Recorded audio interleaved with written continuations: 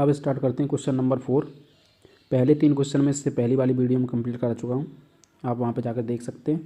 Question 4 में बोला so that the diagonal of square are equal and bisect each other at right angle. यानी कि हमें यहाँ पे गिवन क्या दे रखा है, given that ABCD is square. जब ABCD स्क्वायर है इसका मतलब क्या होगा, AB पैरेलल टू CD दे रखा है and BC parallel to DA and AB बराबर CD एंड BC बराबर DA। ये स्क्वायर होने की वजह से हमारे पास ऑलरेडी हम जानते हैं कि उनके आमने सामने की साइड्स क्या होती हैं, पैरेलल होती हैं और सभी साइड्स आपस में इक्वल होती हैं। ये बराबर एंड नहीं आएगा ये, यानी सभी साइड्स क्या होती हैं, इक्वल होती हैं। स्क्वायर दे रखा है। अब हमसे टू प्रूव क्या करवाया इसने, टू प्रूव करवाया है कि बाइसेक्ट करते हैं डायगोनल एक दूसरे को, दैट इम्प्लाइज OB बराबर OD एंड OA बराबर OC, ये कराया है। और एक दूसरे को राइट एंगल पे कट करते हैं और इक्वल होते हैं, यानी कि BD बराबर AC भी करना है और and angle O equal to 90 का भी शो करना है। ये हमसे पूछा है। तो इसके सॉल्यूशन पे आते हैं। सॉल्यूशन में देखना, क्योंकि हमें OB बराबर OD के प्रूफ करना है, यानी कि ये वाली साइड इसके बराबर प्रूफ करनी है और ये वाली साइड इसके बराबर प्रूफ करनी है। तो क्या करें, in triangle AOB and COD को कॉन्ग्रुएंट प्रूफ कर दें। CPCT से क्या हो जाएंगे, दोनों इक्वल हो जाएंगे। तो in triangle AOB and triangle COD, इसमें देखना हमें क्या दे रखा है, AB बराबर CD। ये क्या है, गिवन है, क्योंकि ये क्या दे रखा था, स्क्वायर है। इसके बाद में दूसरा देखना, ये जो एंगल है ये वाला एंगल किसके बराबर होगा, इसकी वजह, किस वजह से, देखो पहले लिख रहा हूँ मैं, एंगल OAB बराबर एंगल OCD। किस वजह से, क्योंकि AB पैरेलल है किसके, CD के, ये भी पैरेलल है CD के। और एंगल AOB बराबर एंगल COD, किससे, वर्टिकली अपोजिट एंगल क्या होते हैं, इक्वल होते हैं। That implies triangle AOB is congruent to triangle COD, किससे, AAS रूल से। AAS रूल से क्या हो गया, ये कॉन्ग्रुएंट हो गया। कॉन्ग्रुएंट होने की वजह से OB बराबर OD के हो गया CPCT से, और OA बराबर OC के हो गया CPCT से। तो पहला तो प्रूफ हो गया कि डायगोनल एक दूसरे को बाइसेक्ट करते हैं। अब दूसरी बात आई, उसने पूछा है कि डायगोनल इक्वल होते हैं। अब डायगोनल इक्वल होने के लिए क्या करें, देखना डायगोनल करना, AC और BD किस किस ट्राइंगल में पड़ रहे हैं। तो इन ट्राइंगल देखना ABC and triangle ABD। ABC में AC डायगोनल हो गया और ABD में BD डायगोनल हो गया। तो इसमें देखना AB बराबर AB, ये क्या है, कॉमन है, दोनों ट्राइंगल्स में कॉमन है ना। इसके बाद में देखना AD इक्वल टू BC हो गया, ये क्या है, गिवन है, क्योंकि सभी साइड्स क्या होती हैं, इक्वल होती हैं। इसके बाद में अब अगर ये स्क्वायर था, अगर ये स्क्वायर था तो इसके अकॉर्डिंग क्या हो गया, एंगल BAD बराबर एंगल ABC, ये क्या होगा, ईच 90 डिग्री, क्योंकि स्क्वायर्स के सभी एंगल्स कितने होते हैं, 90 होते हैं। तो that implies triangle ABC is congruent to triangle ABD, किससे, SAS रूल से कॉन्ग्रुएंट हो गया। जब ये कॉन्ग्रुएंट हो गया, दैट इम्प्लाइज क्या हो गया कि BD इक्वल टू किसके हो गया, AC के, CPCT से। तो इसका मतलब क्या हो गया कि एक स्क्वायर है तो उसके डायगोनल्स क्या होते हैं, that implies diagonal of square are equal. अब बात रहेगी कि एक दूसरे को डायगोनल 90 पे कट करते हैं। तो 90 पे कट करने के लिए क्या करना है, हमें एंगल A को 90 का प्रूव करना है। तो कौन सा लेंगे, पिछले वाले क्वेश्चन की तरह देखो, in triangle AOB and triangle AOD में देखना ए बी बराबर ए डी हो गया, ये गिवन है, और ओ बी बराबर ओ डी हो गया, ये हमने प्रूफ किया है अभी। हर किसी का रीजन देना पड़ेगा, बिना रीजन के कुछ नहीं लिखेंगे। और ओ ए बराबर ओ ए, ये कॉमन हो गया दोनों में, that implies triangle A O B is congruent to triangle A O D हो गया, किससे? ट्रिपल एस रूल से। जब ट्रिपल एस रूल से हो गया, दैट इम्प्लाइज क्या हो गया कि एंगल ए ओ बी बराबर एंगल ए ओ डी बराबर हो गए सी पी सी टी से, यानी कि ये वाला जो एंगल है ये किसके बराबर हो गया? इस वाले के।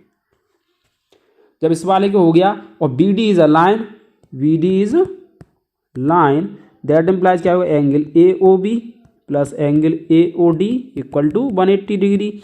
ये दोनों आपस में इक्वल प्रूफ किए हैं, तो A O B plus angle A O B equal to 180 degree, that implies क्या होगा? Angle A O B equal to 90 degree. यही हमसे प्रूव करवाया था, ठीक है ना? ए ओ बी 90 डिग्री का प्रूव करवाया। तो पहला तो ये हो गया प्रूफ यहाँ से कि एक दूसरे को बाइसेक्ट करते हैं, ये वाला। इसके बाद में डायगोनल एक दूसरे के इक्वल होते हैं। इसके बाद में एक दूसरे को कहाँ पे कट करते हैं? 90 पे। इसके बाद नेक्स्ट क्वेश्चन है क्वेश्चन 5। इसमें क्या बोला? So that the diagonal of a quadrilateral are equal and bisect each other at right angle then it is a square. इसका रिवर्स हो गया एक तरीके से। पहले स्क्वायर दे रखा था, तब पूछा था कि डायगोनल बाइसेक्ट करते हैं, इक्वल होते हैं और राइट एंगल पे कट करते हैं। अब क्या ये कंडीशन दे दी है और पूछा क्या है? स्क्वायर पूछा है। तो इसके पहले जो जो दे रखा है उसे लिखेंगे, गिवन दैट में लिखेंगे। गिवन दैट में क्या दे रखा है कि A B C D is quadrilateral, और साथ में दे रखा है ए सी बराबर बी डी और ए ओ बराबर ओ सी और ओ बी बराबर ओ डी। ये इसके इक्वल और ये इसके इक्वल, और डायगोनल तो आपस में इक्वल दे रखे हैं, और एक दूसरे को क्या कर रहे हैं? परपेंडिकुलर कट कर रहे हैं, यानी कि 90 पे। जब 90 पे कट कर रहे हैं, हमसे पूछा क्या है? टू प्रूफ में क्या पूछा है? टू प्रूफ में पूछा है कि A B C D is square. Square पूछा है, तो हम क्या करें स्क्वायर प्रूफ करने के लिए कि अगर इसे पैरेललोग्राम प्रूफ कर दें, तो पैरेललोग्राम की अपोजिट साइड्स क्या होती हैं? इक्वल होती हैं। जब अपोजिट साइड्स इक्वल मिल जाएंगी तो हम क्या कह देंगे कि ए बी और बराबर किसके प्रूफ कर देंगे? ए डी के प्रूफ कर देंगे। उससे हमारा काम आसान हो जाएगा। तो सॉल्यूशन में देखना, in triangle A O D and triangle C O B में, ए ओ डी और सी ओ बी में देखना, ये हो गया ओ ए बराबर ओ सी और ओ बी बराबर ओ डी। इसमें तो इधर आएगा ना ओ डी बराबर ओ बी। ये क्या है? दोनों गिवन है। और एंगल ए ओ डी बराबर एंगल सी ओ बी, किससे? वर्टिकली अपोजिट एंगल की वजह से। तो that implies triangle A O D is congruent to triangle C O B, किससे? एस ए एस रूल से।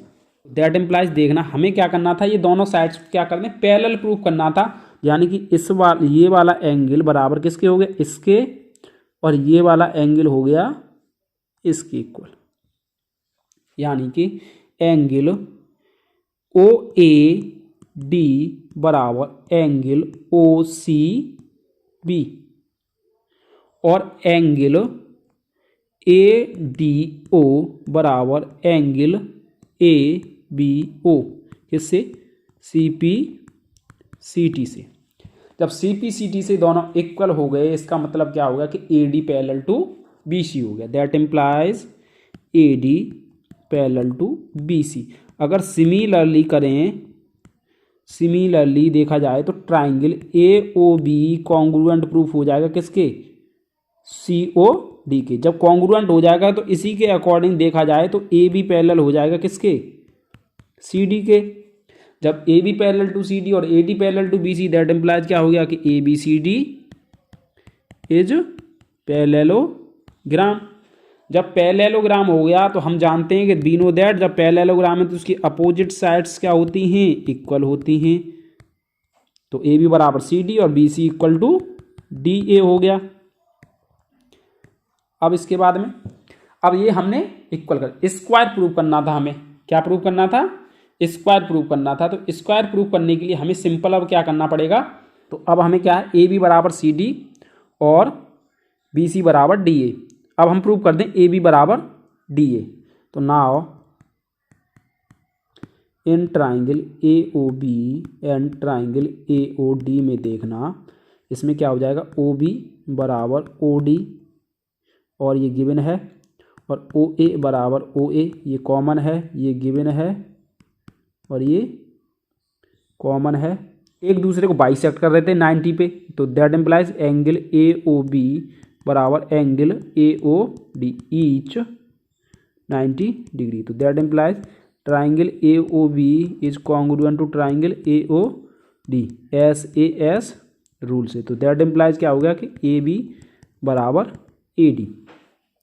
अब एक इक्वेशन ये रही और एक इक्वेशन दे रही, इनसे देखना फ्रॉम 1 एंड 2 से, 1 और 2 से देखना कि ए बी बराबर बी सी बराबर सी डी बराबर डी ए, सब इक्वल हो गए।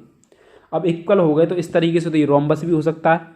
तो अब हमें क्या करना पड़ेगा कि एंगल ए और बी को क्या प्रूव कर दें, 90 का प्रूव कर दें, उससे क्या हो जाएगा, वो स्क्वायर हो जाएगा।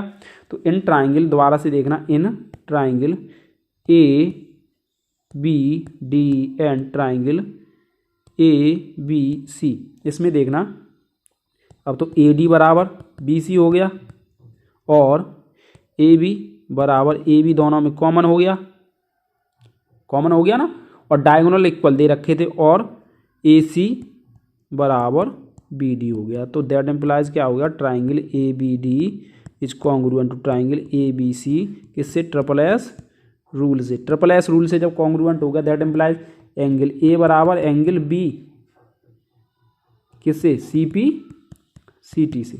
जब सी पी सी टी से एंगल ए बराबर एंगल बी हो गया तो अब ये क्या रह गया, सिंपल हमें 90 का प्रूव करना। और A D parallel to B C दे रखा था, A D parallel to B C दे रखा, तो दैट इम्प्लाइज क्या हो गया, angle A plus angle B is equal to 180 degree. तो that implies angle A plus angle A is equal to 180 degree, that implies angle A बराबर 90 degree.